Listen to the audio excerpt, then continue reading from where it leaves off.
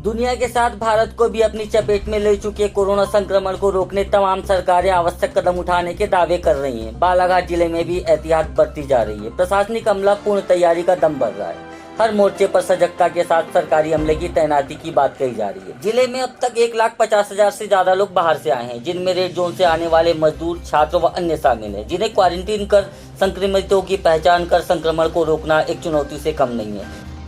सरकारी दावों और सरकार की तैयारी पर प्रकाश डालती इस रिपोर्ट से आप भी समझेंगे कि आखिर दावों में कितना दम है। क्या नाम है? कहाँ से आ रहे हो आप? हैदराबाद। तो बस कहाँ से मिली थी आपको? हमको बस मिली थी गंजई से।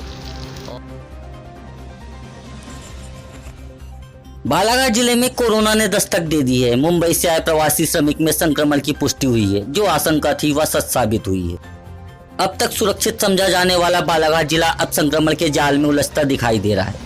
बाहर से आने वाले मजदूरों को सीमा से बसों में बिठाकर उनके विकास खंडों, उनके ग्रामों तक पहुंचाने का सिलसिला प्रारंभ है। छात्रों को भी लाया जा रहा है। सभी को सुरक्षित अपने घर पहुंचाने का दावा कर रही सरकार क्या संक्रमण के प्रवेश को रोकने के लिए भी गंभीर है? सवाल उठना लाजमी है, उठना भी चाहिए, क्योंकि क्षेत्र की सुरक्षा से जुड़ा प्रश्न है। चिकित्सा सुविधाओं के लिए मोहताज जिले में खतरे की आहट से इस प्रश्न का जवाब तलाशना जरूरी हो गया था। हमारी टीम आदिवासी बाहुल्य बैहर विधानसभा क्षेत्र के मलाजखंड स्थित क्वारंटीन सेंटर में पहुंचकर वास्तविक स्थिति को करीब से देखी। आइए आपको भी दिखलाते हैं।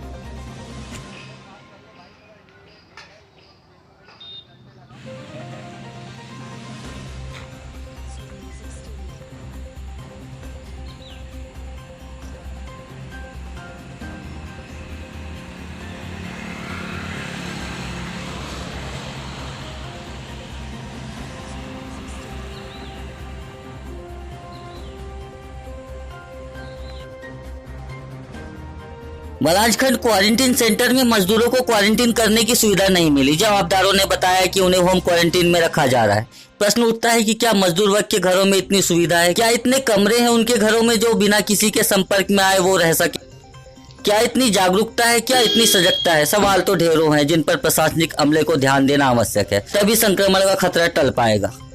मुंबई, हैदराबाद, पुणे जैसे रेड जोन से अप्रवासी मजदूर लगातार क्षेत्र में पहुंच रहे हैं। बोरखेड़ा स्कूल में पूर्व में मजदूरों को ग्रामीणों के द्वारा क्वारंटीन किया गया था। ये जागरूकता का घोतक जरूर, लेकिन सावधानियां बढ़ाना अब जरूरी हो चला है।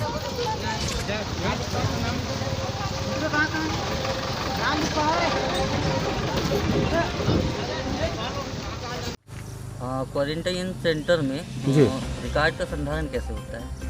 रिकॉर्ड संधारण सर होता ये है कि बसें आती हैं और बस को आने के हिसाब से जो भी व्यक्ति आता है उसका पूरा विवरण लिया जाता है और उसका पूरा चेकअप होने के हिसाब से फिर उसको जो है क्वारंटीन किया जाता है, अन्यथा फिर उनको जो है होम क्वारंटीन किया जाता है।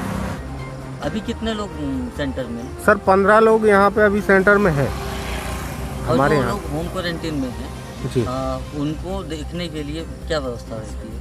सर देखने का ऐसा रहता है कि नज़र रखने के लिए देखिए हमारा जो मैदानी अमला है, जन शिक्षक हैं, हमारे जो आंगनवाड़ी कार्यकर्ता हैं, हमारे ग्राम पंचायत के सचिव और रोजगार सहायक उनको प्रॉपर नज़र रखे हुए हैं। कर्तव्य के प्रति सजगता का उदाहरण यहाँ भी नजर आया। मलाजखंड नगर पालिका के कर्मी श्री वरकड़े 55 वर्ष पार करने के बाद भी यहाँ अपनी सेवा पूरी मुस्तैदी के साथ देते नजर आए।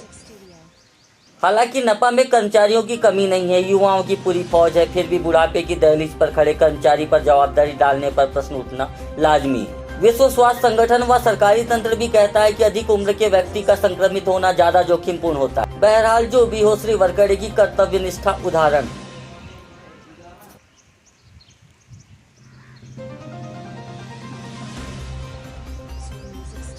हैदराबाद से गुवारी आने वाले मजदूरों ने जो कहानी सुनाई वो सरकार के दावे वादों पर बहुत बड़ा प्रश्न चिन्ह अंकित कर रहा है। पैदल सड़क की दूरी नापते पहुंचे मजदूरों को छत्तीसगढ़ पार करते तक ना तो पानी नसीब हुआ और ना ही खाना। छत्तीसगढ़ सरकार व केंद्र सरकार की तारीफ करते न थकने वालों को मजदूर की बातें भी सुननी चाहिए। खाने पीने की सरकार ने क्या क्या व्यवस्था की थी? सरकार तो आधा रास्ते तक पूरा सुविधा किया है वो, और बाकी इधर अपना छत्तीसगढ़ पे आए तो सुविधा नहीं है इससे। छत्तीसगढ़ में कोई सुविधा नहीं थी। और छत्तीसगढ़ से यहाँ तक कैसे आए आप? अभी यहाँ से पूरा ट्रक में आए। ट्रक से आए? हाँ, ट्रक से। और जो बसें आती हैं क्या उसको सैनिटाइज करने की कोई व्यवस्था है? हाँ, यहाँ पर नगर पालिका द्वारा आने के बाद बस को सैनिटाइज कराया जाता है और सैनिटाइज करके ही यानी उसको बैठाला जाता है मजदूरों को। जब वो अपने ग्राम पंचायत में पहुंच जाते हैं तो ग्राम पंचायत को क्या निर्देश दिए गए हैं, उनके लिए क्या व्यवस्था करनी है? होम क्वारंटाइन सीधे उनको उनके गृह में यानी वो किया जाता है। एक नज़र उन बसों पर भी जिनमें मजदूरों व अन्य को बालाघाट की सीमाओं से बिठाकर यहां तक लाया जा रहा है। बसों को हर बार सैनिटाइज करने की बात तो की जाती है, लेकिन सिर्फ बातें, यदा कदा ही बसें सैनिटाइज हो रही हैं। ड्राइवर कंडक्टर भी संक्रमण के खतरे के बीच अपनी सेवाएं दे रहे हैं। न कोई पीपीई किट है और न ही गुणवत्तापूर्ण मास्क। बाहर से आ रहे लोगों के सीधा संपर्क में रहने वाले बस के कर्मियों की सुरक्षा पर बिल्कुल ध्यान नहीं दिया जा रहा है।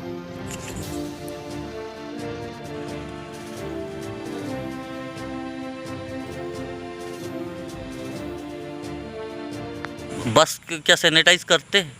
करते हैं लेकिन बहुत कम होती है। आप लोगों के लिए सुरक्षा के क्या इंतजाम किए सुरक्षा गए? के लिए कोई इंतजाम नहीं है, बस जो पहने बस यही है। बाकी तो और सुरक्षा कवच तो और होना था शरीर पे, जैसे आज डॉक्टरों को दिया जाता है सुरक्षा कवच, उस टाइप से हमको देना था, क्योंकि हम तो इतने सारे पैसेंजर लेके चल रहे हैं। और कुछ विशेष बस यही है और कुछ नहीं है। दस्ताने वगैरह कुछ मिला? नहीं, दास्ताने वगैरह कुछ नहीं है, बस ऐसे ही चल रहे हैं। सैनिटाइज कब कब कराते हैं बस को? सैनिटाइज तो ऐसा है कि हर बार होना चाहिए, नहीं जितने बार हम लोग पैसेंजर लेके जाए उतने बार होने चाहिए गाड़ी, लेकिन नहीं हो रहा है। नहीं होती है। 2-3 बार कर दिए तो कर दिए। और बस में कितने लोगों का स्टाफ रहता है? बस में 2 लोगों का है, और दोनों के लिए? ड्राइवर है, क्लीनर है। और दोनों के लिए कोई सुरक्षा नहीं? नहीं कोई सुरक्षा।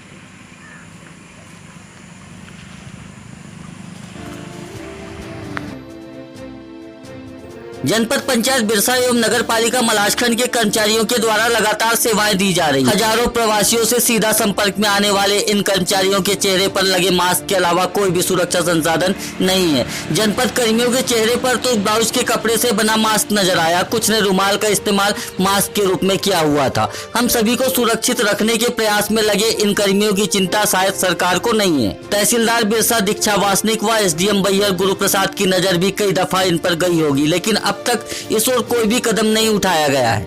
जनपद व नगर पालिका के कर्मी मजदूरों की एंट्री कर बसों से उन्हें लगातार उनके गांव पहुंचा रहे हैं। यहाँ कार्यरत कर्मचारियों की सुरक्षा के लिए क्या इंतजाम किए गए? हैंड वॉश, सैनिटाइज और मास्क। पीपी किट मिला है किसी को? पीपी किट जो यहाँ मजदूर पहुँच रहे हैं उनका रिकॉर्ड कैसे संधारित होता है? रिकॉर्ड ऐसे संधारित किया जाता है जैसे बस आती है तो सबसे पहले बस का नंबर, ड्राइवर का नाम, मोबाइल नंबर और जितने मजदूर आते हैं उन लोगों का नंबरिंग करके एंट्री किया जाता है। और फिर उनको उनके घर तक पहुँचाने की क्या व्यवस्था? हमारे यहाँ बसें लगी हुई है, यहाँ से बालाघाट से अगर जैसे चेक पोस्ट से आती है बसें तो वो यहाँ तक आती है। यहाँ से फिर उनको अलग अलग बस रूट पे जिस रूट के रहते हैं उस रूट पे उनको अपन उनके घर तक पहुँचाते हैं। यहाँ पे भी क्या उनकी स्क्रीनिंग होती है? स्कैनिंग यहाँ नहीं, स्कैनिंग चेक पोस्ट से होकर आती है। आइए आपको क्वारंटाइन किए गए कुछ लोगों से मिलवाते हैं। व्यवस्था को लेकर उनसे जब सवाल किया गया तो मिश्रित प्रतिक्रिया मिली। 2 पुलिस के जवान भी यहाँ क्वारंटाइन किए गए हैं, साथ ही इंदौर और भोपाल से आए छात्रों को भी यहाँ रखा गया है।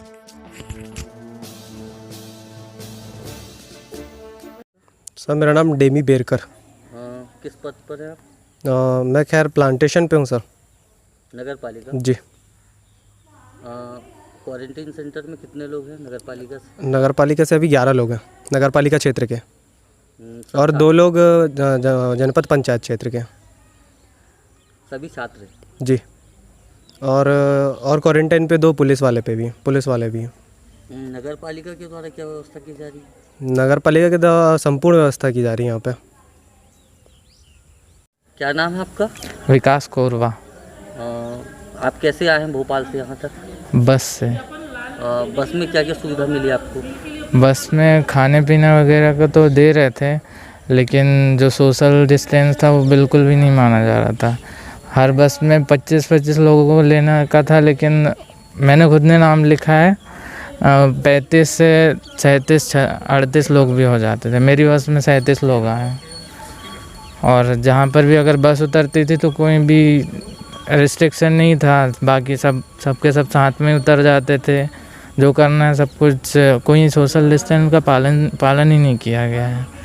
और जहाँ रुकने की सुविधा है वहाँ पर जो कोऑर्डिनेटर थे वो बहुत गंदा व्यवहार करते थे। कहाँ पे आपके साथ गंदा व्यवहार हुआ था? लाल बर्रा में ओरिएंटल फार्मेसी कॉलेज है वहाँ पे। और यहाँ जहाँ अभी रुके हुए हैं आप, यहाँ कैसी सुविधा है? यहाँ पर अभी तो फ़िलहाल ठीक है, क्योंकि ये तो गांव हमारी है, तो यहाँ पर जो भी काम भी कर रहे हैं तो हम पहचान के हैं, तो सब ठीक है यहाँ पर। मेरा नाम 1590 राहुल कुमार यादव। कहाँ से आप आए थे? हम कानपुर देहात से आए हैं। और अभी कब से क्वारंटीन है यहाँ पे? हम 14 तारीख से क्वारंटीन है। व्यवस्था कैसी लग रही है आपको? व्यवस्था अभी तक सुविधा ठीक है। ठीक है जी। हैंड वॉश और सैनिटाइजर मिल रहा है? हाँ, हमको सब कुछ मिला है, हैंड वाश, सैनिटाइजर, साबुन, सर्फ एक्सेल, निरमा, सारी सुविधाएं, मतलब जितनी भी सुविधाएं अभी तक जो सरकार की तरफ से दी जा रही हैं सारी सुविधाएं पहुँचाई जा रही हैं। और कब तक रहना है आपको यहाँ? हमको यहाँ अभी 10 दिन और रहना है। तो आप यहाँ तक कैसे आए थे? बाइक से। बाइक से आए? ममता धुर्वे। आप कहाँ से आई हैं? भोपाल से। कैसे आई आप यहाँ तक? बस से आई हूँ, कलेक्टर द्वारा जो किया गया है बस बच्चों के लिए, छात्रों के लिए, तो बस उसी द्वारा आई हूँ। भोपाल में बस आपको कहाँ मिली? गोविंदपुरा में मिली थी, कैरियर कॉलेज के सामने। रजिस्ट्रेशन कब कराई थी आप? रजिस्ट्रेशन मैंने 1 हफ्ते पहले करवा ली थी। यहाँ पे कैसी व्यवस्था है क्वारंटाइन सेंटर में? यहाँ पर अभी व्यवस्था उतनी खास नहीं है। अभी वो मैम आई थी, तहसीलदार मैम, तो उन्हें बताया गया है कि यहाँ पर वॉशरूम साफ़ नहीं होता, रूम साफ़ नहीं था, और फिर लाइट की भी प्रॉब्लम थी, खाने की प्रॉब्लम थी। हैंड वॉश और सैनिटाइजर? नहीं, कुछ नहीं है। कुछ भी नहीं? कुछ भी नहीं। और अभी वॉशरूम कैसा साफ़ है कि? अभी वॉशरूम साफ़ है। तहसीलदार मैम ने क्या बोली? तहसीलदार मैम ने बोली कि डॉक्टर नहीं था, डॉक्टर नहीं आया हमारे लिए, तो डॉक्टर को भेजा जा रहा है, फिर साफ़ सफाई की जा रही है। कब तक आप लोगों को रहना है यहाँ? उन्होंने तो 10 दिन का बोली थी, फिर उसके बाद 14 दिन का बोल के गई है। आपके साथ कितने लोग आए हैं? मेरे साथ 13 लोग आए हैं।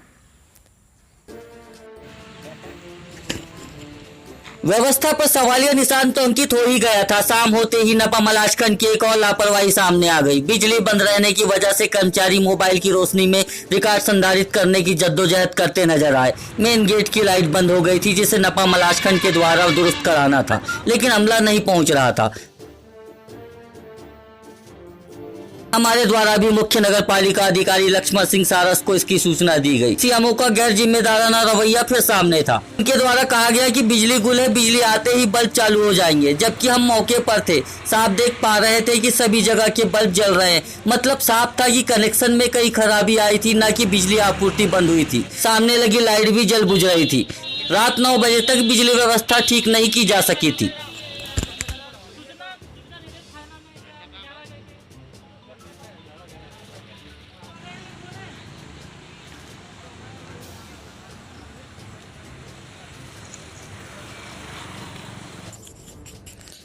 कुल मिलाकर जमीनी हकीकत से अलग वास्तविक तस्वीर नजर आई। सरकार यह भी दावा कर रही है कि सभी को सकुशल सरकारी खर्चे में घर पहुंचाया जा रहा है, जबकि सैकड़ों मजदूरों ने बताया कि वो स्वयं के खर्चे से आ रहे हैं। कुछ ने तो यह भी बताया कि सीमा तक ट्रक में पहुंचे और उसका किराया प्रति व्यक्ति 1800 रुपये भुगतान किया गया। अब तक अनुमानित 40-50 हजार से ज्यादा मजदूर बैया क्षेत्र में आ चुके हैं, जिनमें से अधिकतर रेड जोन से ही आए हैं। मतलब साफ है कि अब सावधानी ही बैया क्षेत्र को बचा सकती है। प्रशासनिक व व्यक्तिगत सावधानी और सजगता से ही क्षेत्र सुरक्षित रह सकता है।